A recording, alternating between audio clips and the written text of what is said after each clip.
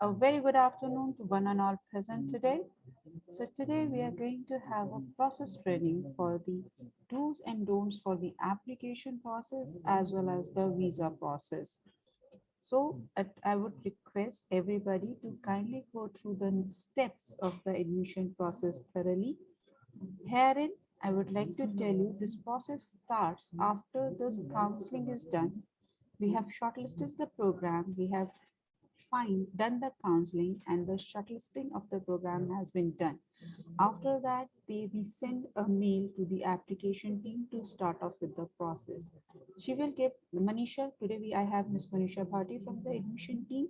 She's going to give you details regarding the application process, and Naz will be with us for the visa process. So I request you all to kindly make the notes of the process. Kindly follow the process so that you can get the timely reward for the applications that you want to do for your students. So now I hand over the podium to Ms. Manisha for the admission process do's and don't.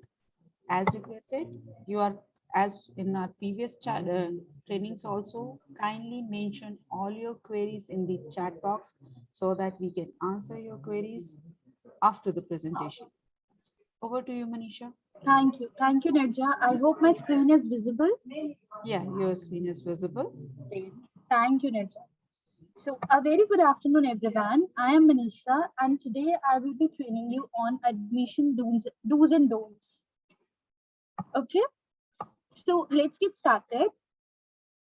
So, if we talk about admission protocols, all applications should be uploaded on CRM to avoid any delay in assignments. So whenever your student applications are ready, you need to upload that application further on CRM portal so that we can take the application from there and then process it further. So please upload and assign all the applications to me on my CRM ID, that's Dell_CRO. But this is only applicable for advisors. Only advisors will assign me their applications on this email ID. Our turnaround time for application assessment is 48 hours if all the documents are according to the deadline. If you will provide us incomplete documents or incomplete application form, it will definitely lead to a delay in application. But if you will provide all the documents in one go, then we will definitely process your application within our turnaround time, that's 48 hours. So all communication should be via email, and if required, you can call as well.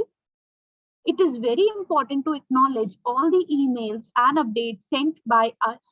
So basically, whenever any university will send us any sort of email or update, we used to share those updates with everyone on daily basis. For example, whenever we receive an update, we share the same.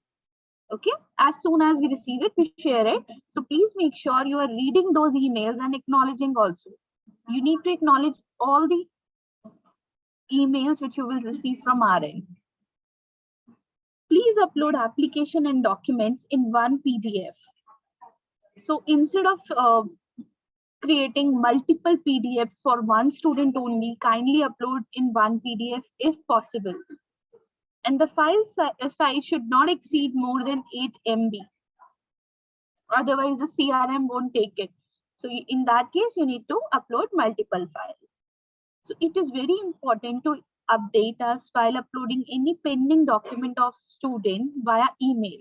So basically, for example, if you're uploading an application today for any particular student and you forgot to upload the IELTS of that particular student, in that case, if you will upload after 2 days or 2 weeks, then we won't be able to see that document because we don't receive any sort of notification or any update from CRM portal.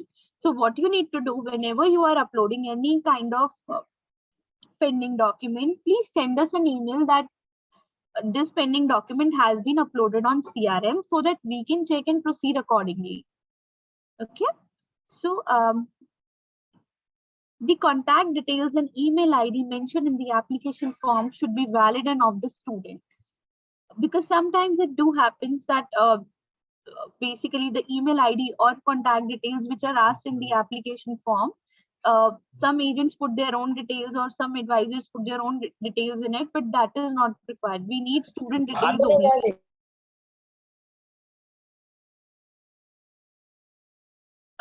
Credit card details wherever required. Basically, in some universities, they do ask for the credit card details because if there is an application fee. Okay, and majority of the universities ask for credit card details only because debit card is not acceptable by all the universities. So please make sure whenever there is an application fee involved and where we don't even have a waiver for the same, please provide us credit card details. It can be either mentioned in the application form or you can provide us on email also. So for any queries, you need to contact Ms. Dimple on advisor@mapmystudy.com. Here I would like to update for this batch of advisor. The relationship manager for this batch is Miss Elizabeth Messi. Her mail ID is there in the chat box. Kindly mail her. Her mail ID is pa.advisor01@mapmystudy.com. Okay. You can continue, Manisha. Thank you. All right, nature. So if we talk about the application assessment, as I told you in my previous slides also, that basically we check the eligibility on the basis of academics, English proficiency test, GT check, etc. So basically, GT check is genuine temporary intent. Now, what are the points which come under GT and how can we check whether the student is genuine or not?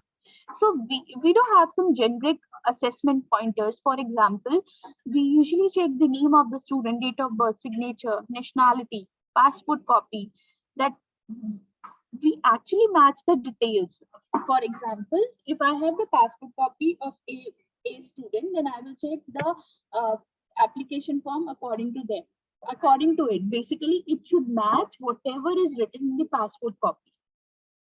Sometimes it does happen that on the passport copy, the date of birth is, for example, 1st September 2009, whereas in the application form, it's 1st September 2020. Okay, so please make sure all the details are checked and then only you are proceeding ahead with that particular application. Check applicants' academics and English proficiency eligibility. So you will be provided a list where eligibility requirements will be there, or else you can also check the university website. Percentage or anything related to that particular program will be mentioned on the website. So if the student is eligible, you will get to know from that only. If we talk about education background or change of stream, so basically an art student willing to apply for a nursing program, a commerce student is now willing to opt for engineering stream. Again, this is a change of stream and change of background also. Okay. So in that case, a solid SOP is required why that student is actually willing to change his stream. And if he was actually keen for this program only, why he haven't opted for the same earlier. So if we talk about gap in studies, 3 to 4 months gap is acceptable. But if a student is having around 6 months plus gap, then please make sure documentary proof or SOP is required for the same. Progression in level of study. So we do check whether the student is applying for a progression in level of study or not. So by this, I mean to say, a 12th passed a bachelor degree holder should actually go for a master degree in any particular country, whether it is Australia, Canada, or whatsoever, right? But they cannot apply for the same program, which is Bachelor of Nursing. So by this, I mean to say, you cannot apply for the same level of program. You have to be like, there should be a progression that a student is going for PG after completing an undergrad degree over here. If we talk about work experience, we do check on the work experience documents, which consist of appointment letter, salary slips, or salary account statement of the last 3 months, relieving letter, experience letter, form 16 or ITR, whatever the student is having, you can provide us. Immigration history. If a student is having any previous visa rejection for any country. For example, one of your student is willing to apply for Australia, but he is already having a Australia rejection. Let's say last year he got rejected from Australia, maybe on a tourist visa or whatsoever category. You need to check that at counseling whether you are having any rejections or not, or visa also. Whatever is there, just update us at application stage itself, because we also update the same to the university. Okay. So if we talk about marriage cases, so basically, please provide us marriage certificate along with the spouse documents, that is spouse CV and spouse academics and work experience, whatever are available. Okay. Generic documents required. So basically, for an undergrad program, completely filled application form, 10th, 12th mark sheet and passing certificate, English proficiency result and passport copy is required. For a postgrad, documents required are completely filled application form, bachelor degree mark sheets and bachelor degree passing certificate, backlog certificate if any, 10th, 12th mark sheet and passing certificate, English proficiency result, CV, SOP, work experience documents if there, and passport copy is required.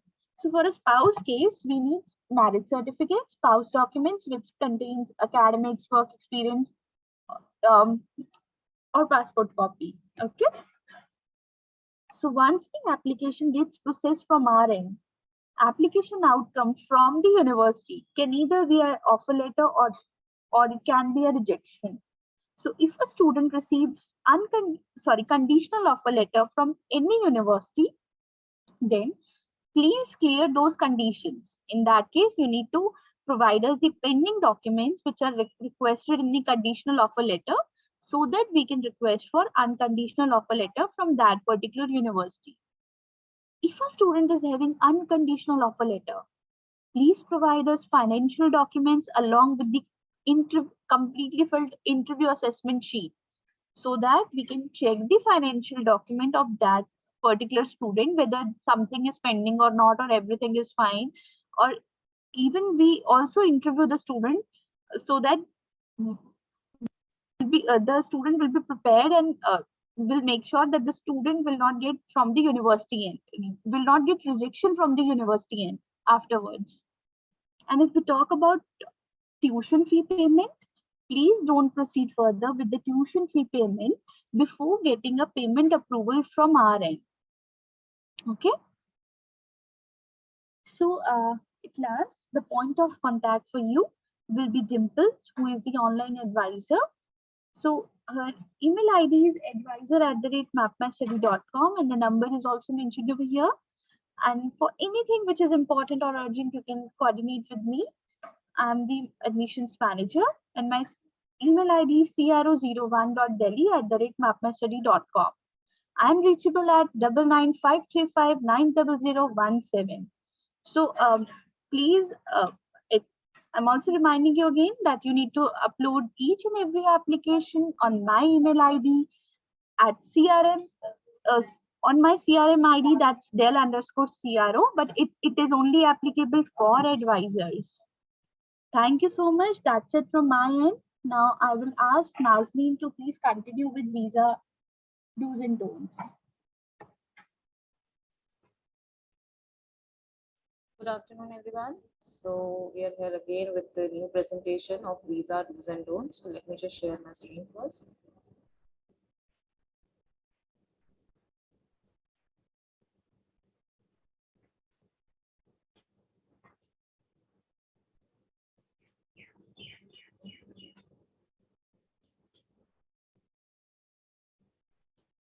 So now, as every country we have completed and throughout with the training, we have learned everything. So now coming to the last, which is visa do's and don'ts, which needs to be followed for every country application you do or visa you do. So the visa protocols are, all documents should be uploaded on CRM. So we have a common platform where individual, starting from the application till the visa grant, we upload every document there, so that it will be easy for us to get those documents through. The next is please send us the visa file and financials in our Gmail account. So whenever you complete the visa file or any financial needs to be assessed, so it has to be sent on this ID, that is vacatia.visa@gmail.com. Our turnaround time for assessment is 48 hours, and if all the documents are according to the guidelines provided for every country. All communication should be via email, and if required, you can call as well for any specific query which is not getting solved over the email. It is very important to acknowledge all the emails and updates sent by the visa team. So, if so whenever you receive an update email for any country, just acknowledge that you have read and understood that email. And if you have any queries, please feel free to ask. Contact details and email ID mentioned in the visa application form should be valid. So whenever you share any financial documentation or personal details of the applicants, please share correct contact details and email IDs wherever is applicable so that we can reach out to those details easily. Please upload all documents in separate and with proper tagging of the particular PDF. So whenever you upload any documentation on the CRM, just label it properly so that we should know that what document is this and what is there inside.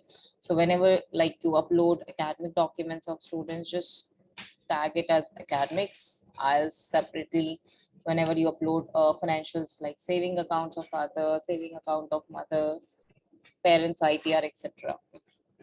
Credit card, debit card details along with the CVV number should be shared with the particular case officer who's assessing the visa file. If any concern arises, you should always first come to me. I'm the visa manager here. And then we have Shubhadeep, our colleague, who is assistant visa manager. Details to be checked during the financial assessment. Check name, date of birth, name, date of birth of student with the passport. So whenever you receive any offer letter, just check all the details. It has to be as per the passport. So if there is any discrepancy, kindly connect with the admission officer and rectify the details. Check details, course name, whatever you have applied for. Check start date and end date, initial payment requirements, scholarship, OHSC details, and condition if any has to be met. Do's and don'ts. So this is specifically for Australia, but for other countries also you have to follow the same thing. So 1 year tuition fee along with the OHSC. 1 year living expense and travel cost needs to be shown.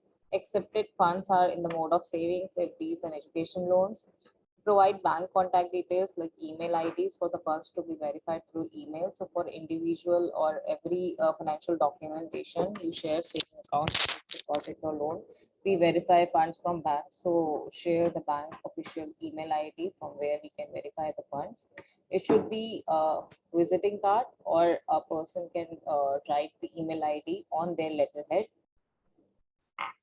You can share those details with us. Check if there is any recent transaction in the bank accounts. So if you are providing any saving account and it got recent transaction like recent deposit which is not supporting the income, you have to share the source of those deposits as well. Bank statement should be updated and recent. Every tenure should be minimum of 1 year and should be of 6 months old. So whenever you take fixed deposit, just check the tenure of the FD should be 1 year old and it should be 6 months old. Education loan must be against the property, so no loan against agricultural land or anything. It will not be accepted. It should be on a property. Loan should be fully sanctioned, so partial sanction loan are not acceptable. Check on whose name the loan should be granted, so either should be on student's name or on parent's name. Read security details carefully and match it with the security papers. So whenever you get education loans, so there has to be a collateral security which has been kept with the bank. So just check those details with the security papers you received. Now coming to the don'ts. Calculate fee from the total, not semester wise. So whenever you receive offer letters, so there are two fees, not for every university, but some of them mention two fees like semester wise and the complete tuition fee. So you have to calculate the fees from the total, not the semester wise. Do not share fund with university without HO approval. So we assess financial, we verify everything, and then only we give approval to share the financial with the university. So without our approval, financial should not be shared with university. Do not share funds with university without genuine source, recent transaction in savings or recent FD. As I've informed that if there are any recent transaction or recent FD has been made, there has to be a source provided for the same. If not, then we cannot share the same with university. Only cover letter will not work. Statement is required for the last 3 months. So whenever you share any financial documentation, so cover letter from the bank will not work. You have to provide the statements or the FD certificate along with it. Do not provide 6 months FD tenure, and there should not be no lien against it. So if FD has been kept as a lien somewhere, so we will not accept those FD, and tenure of the FD has to be 6 months. Education loan against fixed deposit and principal loan, education loan on relatives and family names are not acceptable. So it has to be a fully sanctioned loan, collateral kept as in property. Do not calculate from your own, follow the HO calculation. So we will, as informed during the presentation, how we calculate the funds on individual pay and OHSC. So everything has to be done accordingly. So do not do your own calculation. Don't provide officials' personal email IDs for verification. It should be bank rooted. So whenever you provide IDs for financial verification, it should be a bank domain, not the personal IDs of the person. Details to be checked on the sponsors documentation. Affidavit of sponsorship should be in HO format. So we will share the format with you. You have to make the affidavit accordingly. Annual income of sponsor should be matched with the current ITR. So whenever you mention the income on affidavit or anywhere, just see the current year ITR, and with the gross total income you have to mention on the affidavits. Only government IDs is acceptable with photos and signature like PAN card. Provide ID name should match with the passport and ITR. So the ID which you provide from sponsor should match with their ITR. So if they have any name discrepancy, then you have to share the same name affidavit for the same. ITR must be verified online. So either you can share us with the ID password, or you can share the screenshot that it has been verified online. Now coming to the don'ts. So don't make any other format as notary agents offers their own. So whatever format will be provided from our end, you have to follow the same thing. Do not mention wrong income or tentative income. It should be as per the ITR. ID without photograph and signature is not acceptable. Unverified ITRs are not acceptable. The next slide is details to be checked in visa files. So self-affidavit, as informed, is a very important document for us. The self-affidavit must have correct details of student matched with the current passport, and signature of student should be on the dependent column. Student information sheet should be filled properly. So we will be sharing this information sheet with you. So you have to ask student to fill it properly. 956A to be filled completely, and sign should match with the passport. So 956A is basically for Australia. So you need to see wherever there are visa forms applicable for any country, you have to see that the forms have been filled correctly, and sign should always match with the passport signature. Check passport validity and provide all pages. As in Australia, original passport will not go, so you have to provide the scanned copies of complete passport. And wherever we share the passport to High Commission for stamping and all, you can just provide us the bio pages. SOP all pointer should be covered. So statement of purpose is very important documentation. Wherever you think that wherever it is required to be presented, it should cover all the pointers as suggested by the High Commission and the university. We have the pointers, so we will share it with you, and student needs to write their own.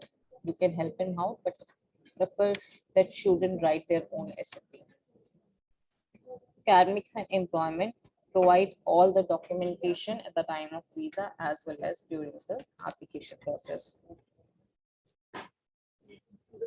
Be attentive on below points in the visa file. So do not sign parent signature on dependent column. So when you see self-affidavit, there are two columns. One is dependent and other is witness column.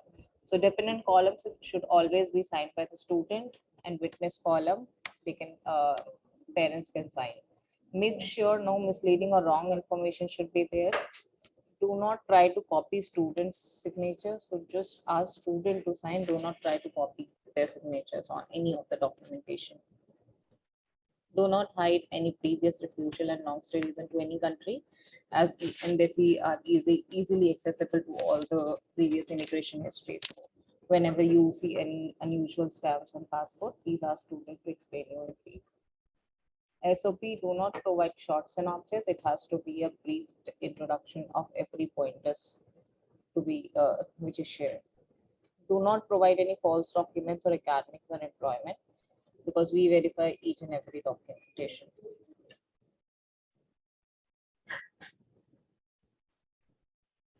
To the next important points to be remembered. Make sure to check the processing time by the immigration officer. Make sure that all the details you fill in your application forms are correct and up to the mark. Write NA, none, or nil where the condition is not applicable to you. Give your address and other information in a detailed manner. Clearly specify your educational qualification and occupation while filling up the visa application form. Forms with incomplete or vague information have higher chances of getting rejected. So no incomplete application are acceptable. Completely filled application are required and no information should be hidden. It is highly important to sign all the documentation like application form, affidavit of sponsorship, and arrange the document in a specified order. Even one unsigned documentation may lead to delay in your visa process. So every documentation, wherever it is applicable for signature of student or parents, should be there, should match with the signature identity of the applicant. When you come to submit your application form, you should bring original copies and photocopies of all the necessary and supporting documents. Keep them in a proper order so that you can find them at the time of visa interview and submit the documentation without tossing over the pile of paper. So this is basically for US and UK, where you have to submit the hard copies of the documentation. So arrange them in order prior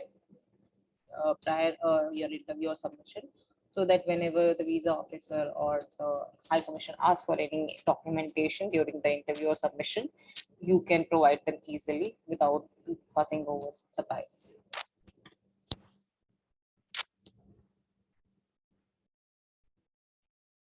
Now coming to the last point, which is very important, which caused denial of the application. So never show or attach any false or fraudulent documentation along with the visa form. If you're found guilty, you may be permanently banned from entering the country and might also have to face legal action. So please recheck all the documentation before submitting it to the university or High Commission, that this document is genuine and can be verified. You should never hide or misrepresent any facts or information in your visa application. All the information and documentation are verified, so there are high chances of being caught. Whenever you go to the immigration office for document verification or any other work related to visa issues, always be punctual, always call them and inform in case you are late for the appointment. So this is for US and UK, where you have to go. There are appointments scheduled prior, so you have to be there 15 minutes prior, and if you're getting late, just inform them that what is the reason for your late coming. The photo that is to be fixed on visa form should be a standardized photo. It should not be cut from the large photo so as to fit in the given space for the photo. Make sure the photos are in the specified format, that is, they have specified focus, lighting, background size, photo quality, etc. So every country have their standardized format to provide the photo. So just check and provide the photo in that particular format only. So point of contact here, it's me, Nazneen, the visa manager. You can connect me on visa@pakasia.org. Mobile number and the landline number is there. Shubhadeep is assistant manager, will be reachable on visa support 3@pakasia.org, and the same mobile number and landline number will be there. Now, if you have any questions, please feel free to ask.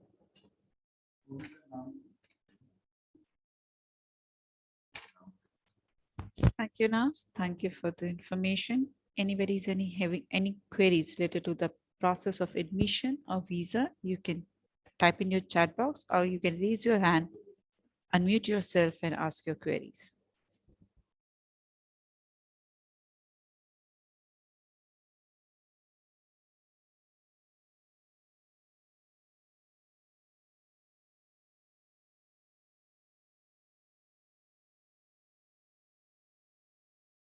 Any question related to your admission process, visa process, you can ask right away.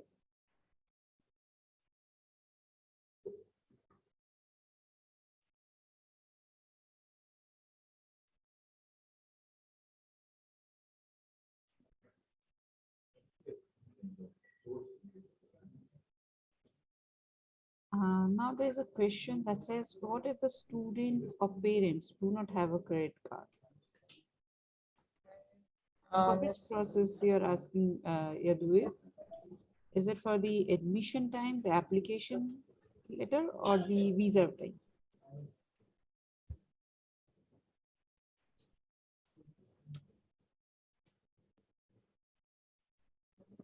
For the admission, I think he's asking for the both. So Manisha and Naz, if the person is not having a credit card, how can they proceed further?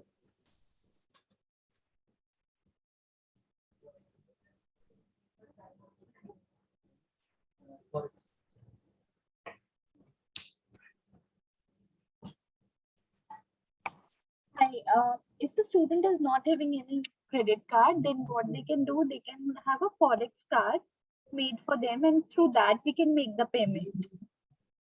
So they can get a forex card from any of the Yes. banks. They can purchase the forex card and use it for the future transactions, right? Right. Thank you. Same goes with the visa as well, Nazdichi. Yes, Neja, in visa, there is no specific thing that parents only needs to provide the card details for payment. So anybody can provide the card details for payment and we Mhm. can do the payment accordingly. But yes, there is a forex option also. If they purchase, it will be a long way going. So you can use it later on also once you reach to specified country. All right. So in case the parent is not having or the student is not having a credit card, they can purchase a forex card, which is I think available with each and every bank. So they can go to the bank, purchase a forex card, and use it for both the kind of payments, whether it is in the at the time of application or at the time of visa. Later also, if you want to use after you study abroad, you want to travel abroad and use that forex card for your future use, you can use that forex card as well. Anyone further queries we have?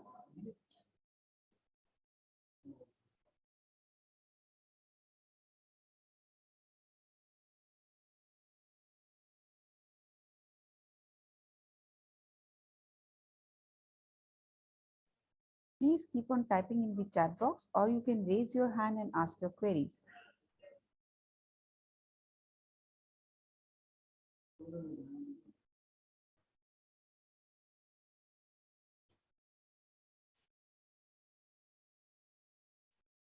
So as we talk in the training many a times that we are supposed to upload all the documents in the CRM. How we are going to create the leads, how we are going to convert them into the students and create the applications in CRM. This is the training that we are going to conduct on Monday. That is the CRM training, and it has two parts, CRM training as well as the marketing and promotions training. So we will be conducting that training on Monday at 3 p.m.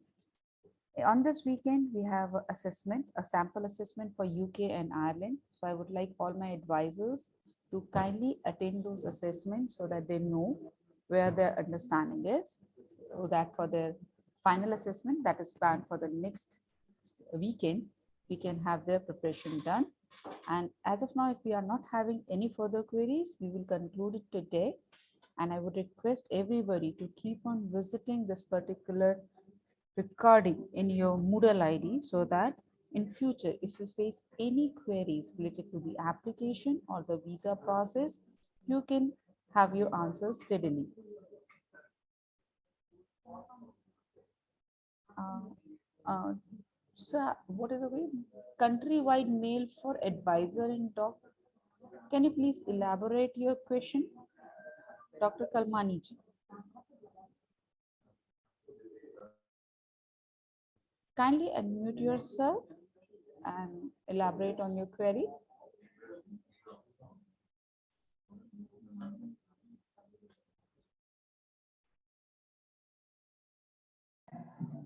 Hello. Hello. Yes, please. Ma'am, country-wise mail ID for today's mail ID pa.advisor01 at mystudy.com Hmm. is given.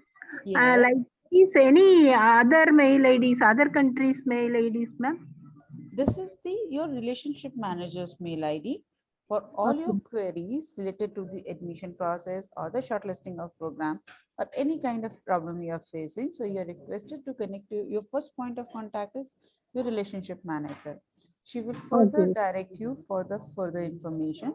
So there is no country-wise mail ID. No, this is the mail ID for your relationship manager. For each country, one relationship manager is there, Yes, ma'am. yes, There, no, yes. ma'am. She will coordinate internally with all the peoples and give you the correct answers. So you don't have to, coordinate with a number of people. You're only going to coordinate with Elizabeth. So you have Okay. single Okay. point of contact.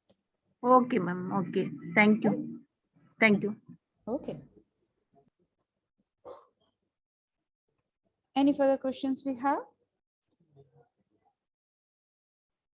All right. So all of you will receive a mail by the day end today regarding your assessments that will be starting from tomorrow morning. And on Monday, we will be having the CRM training. I would ask everybody to please join in because CRM is one of the important parts that you have to know how you're going to make your leads, how you're going to manage your leads, and how to create the application. One of the most important part of this particular process. Thank you very much, everyone, for joining in. Have a nice day. Bye-bye.